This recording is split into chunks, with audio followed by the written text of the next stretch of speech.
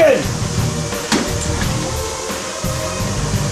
And cut! Yeah! Yeah! Nobody!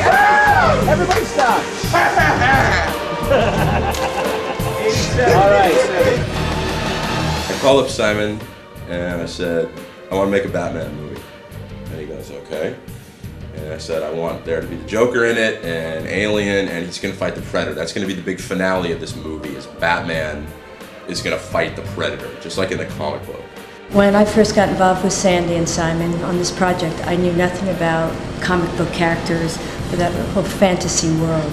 And as I got to know more and more of the players, I realized the only way we were going to pull this off is with people who were genuinely comic book fans. It's great. When Sandy first came to me with this project, and basically he told me that he wanted a Batman, Predator, Alien, at night, in the rain, I'm like, yeah, this is not gonna happen. I wanted to make a film that was very true to the comic book. I'm a huge Batman fan. I love the comic books, and I thought it would be a really interesting challenge to bring a very realistic Batman to the screen. To do something that was very human and very real. When I first walked in to the audition and I saw Sandy bounding down the steps to run out to greet me, I looked at him and I said, I think I really like this guy. I could tell right from the beginning. And he and I hit it off like that from that point on. Clark was fantastic.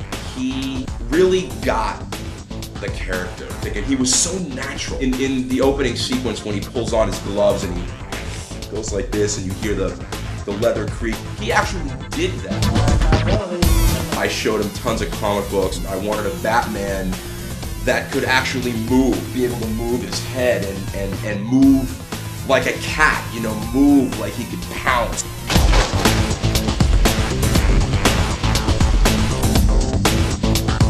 When I saw the ad for the audition, it said casting hero and villain, and the villain was like insane villain character. I could do that. And then I got the script emailed to me, and I was like, Batman, Joker, Alien, Predator, what the hell is this? I thought they sent me the wrong script. Sandy called me up and asked me to come over to the shop, and I put on the suit before it was painted and finished. He kind of gave me two different kinds of direction. He would verbally tell me what he wanted. He would also reinforce that by physically showing me. He would get up and say, Kurt, this is what I want. The Predator does this. Just again, just as you're standing up, spread them. There you go. When we rehearsed, Sandy was very specific about what he wanted from the alien. Action! It was actually very helpful to have a director who knew exactly what he wanted. Sandy had a very specific idea in mind for what he wanted from the Joker. I really understood what he was going for of this whole Joker blames Batman, which I thought was a really cool thing. I wanted the Joker to play more evil and twisted than funny. When a villain is too over the top and too funny, he becomes less threatening. And I wanted Andrew to be very threatening. I wanted to do something that was a lot more streamlined, a lot thinner, and a lot tighter to his face, so he could get more expression through the cowl. I wanted the cowl to almost become part of him. The look with the white contact lenses for protection and so forth, I thought it would incorporate as one whole piece of the cowl. I called up Henry Alvarez and I said, I'm gonna make this Batman movie. And he said that he wanted to sculpt the cowl, and I was just so stoked. This is my mentor. This is the guy that I've looked up to my whole career. Well, he called me up and he says, look, I got another project I want to do, and I want to come talk to you about it. He started telling me about this concept of Batman and the Predators and the aliens and the Jokers. And I'm looking at him and, is this really possible? I said, man, what about the suits and all these other characters? There's a lot of special effects that will be involved in it. He was very assured that he could pull it off.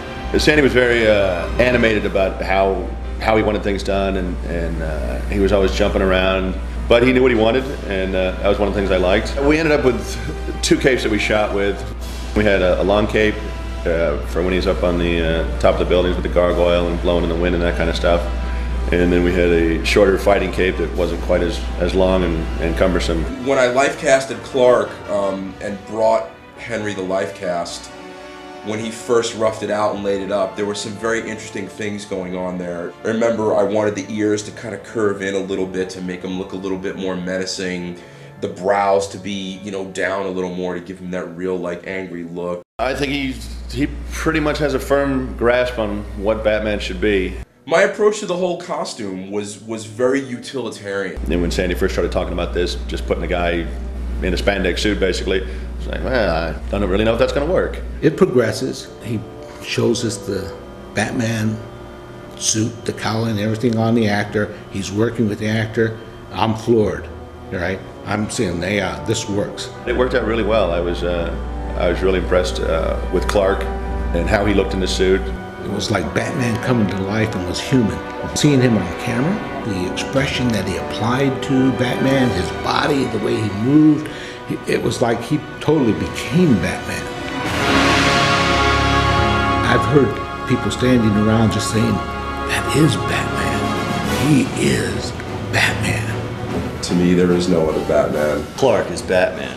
Clark is Batman. Clark is Batman. They finally got a Batman who looks like he can kick the hell out of somebody. I am Batman. And that's what Clark has brought to it. He's brought it to life. I wanted the look of the film to have almost like a black and white movie quality to it. So the palette for the film was very minimal. I had several discussions with Vince about how film noir-ish I wanted it to look. Originally, when on the first meetings we met, he had these great storyboards. When I saw the storyboards, I was like, okay, this guy knows what he wants. Before we even started shooting frame 1, we had gone through location. We worked out what camera angles we wanted to use, what lenses we wanted to use, how each shot was going to look. I wanted it to be very dark and brooding and rainy. Sandy told me, it will be cold, it will be dark, it will be nasty, will you be ready? It was so cold and dark and wet. It was dark and cold and wet. It was dark. It was pretty cold and wet. It was wet and it was cold and it was dark. It was actually fun because it made me become Batman. If you're gonna make a Batman movie, it has to convey the grittiness and the inherent darkness of Gotham City and of Batman and his environment. My idea for the fight was to do something that was more of a bare-knuckle brawl, visceral, guttural, in-your-face kind of fight rather than have people flying around on wires. It started with his original concept and script, where there were certain things that were definitely laid out stunt-wise. We determined early on story-wise that this was a down and dirty, gritty street fight between Batman and Predator. We rehearsed quite a bit. Scott Rhodes and Scott Leva got Clark and Kurt out there about once a week. We had the luxury of like maybe 8 or 9 days of rehearsal with the 2 actors who were very, very good, very cooperative. They never needed to be doubled. Doing all my own stunts was actually the only way I would have had it.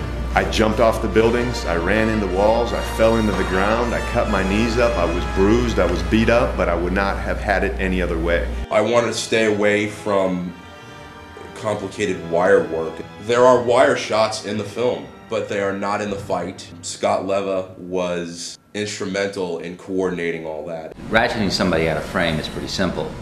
Dropping somebody into frame, grabbing and ratcheting them both out at the same time in sync was a little bit of a mathematical equation. It was a bit of a challenge, but all in all, I liked the overall effect in the end. Sandy comes from an artist background. He's a talented artist, sculptor. Sandy sculpted the Predators. It takes forever to do that. I wanted to make this Predator seem a little bit more insect-like, you know, like a hornet. I painted him bright yellow to give him that real yellow jacket, insectoid kind of look. Visualizes everything. That's where he gets his visual style from. It's from his art background. Drawing is one of the most integral and important parts of how I communicate with the cast and crew. Everything is sketched out, everything is drawn out. We had predator blades, we had alien heads that exploded, there was mechanical jaws that had to be mech. That blade weapon, which is my favorite, which is something that Sandy designed. Having the ability to draw makes me a better communicator.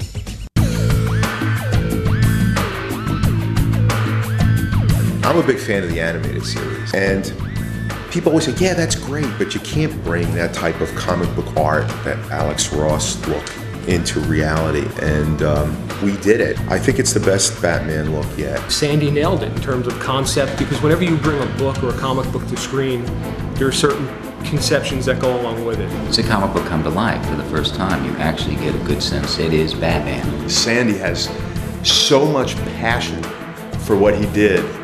It was just incredible to see, and that passion went out to everybody on the set. I think directing is a privilege, and I don't take that for granted. When you're on the set and you're shooting and the actors are there, you're seeing it in the monitor right before your eyes, and it's exactly how you envisioned it. Months and months of preparation, you're there and they're doing it. That is a very special moment to me. And cut. Beautiful. David, save the range. Let's get him warm. I want to block this quickly. Let's get his shoes and his stuff on him. His enthusiasm just like really was something you could cling onto and grab onto and just ride along with him. And you had Simon, who was kind of the steady, even guy throughout the whole thing. And actually, to see Simon on the set, you almost thought he was a PA because he was doing absolutely everything. You wouldn't think he was an executive producer. There was so little crew. I did wind up building the rain towers and a lot of the creature stuff. Simon is actually the guy that's nuts, not me. Because he's the one who, after I say what I want to do, and it's Batman, and it's Predator, and it's all these effects, and it's all this stuff, and I have $30,000 to make this picture, he's the guy that says, okay. So, to me, that's somebody who's more out of their mind than I am. But he and Darren pulled it off. Everything I wanted was there, and it really came together. It was really a great experience. Working with Sandy just made everything jive and a lot easier. His knowledge of the subject matter and his knowledge of the camera, his experience, and it all worked real great. The good thing about having a director like Sandy is, like I said, he has the energy, the enthusiasm, and the knowledge, and when somebody leads from front and they prove they're not a hack or just hacking something out, that amps up everybody else. Everybody else attacks their job a little bit more energetically because they know the director really cares, and everybody wants to put something good on screen. We're a little bit above, then we see Batman. We need to go straight on or even a little bit under. I really had a good time on this show, and I was very impressed with the level of professionalism and how many extremely talented people Sandy culled together to work on this. If there's one thing I learned very early in my career working with Stan Winston, he told me that the biggest key to his success in this industry was that he always surrounded himself with very talented people. With everyone's help, we made a great project. It's phenomenal. It was an overall fun experience, except for the freezing cold rain. Get you, Sandy. The sun comes up and it's the last day of shooting and everybody's gone. It's like, well, this kind of sucks. It's all over. And then once it's gone, it's like, come on, let's do a sequel. I'm never glad it's over. I always want it to go on. I wish it was a feature. All in all, the experience was just amazing, absolutely incredible. The people that worked on it, from the PAs to Sandy to everyone in between, were just very passionate about the film because they are all true hardcore Batman fans. The dedication of all of these people coming together made this something very special. There's moments in the evolution of any art form that redefine the boundaries of what's possible in that particular medium, and I think this film is one of those moments.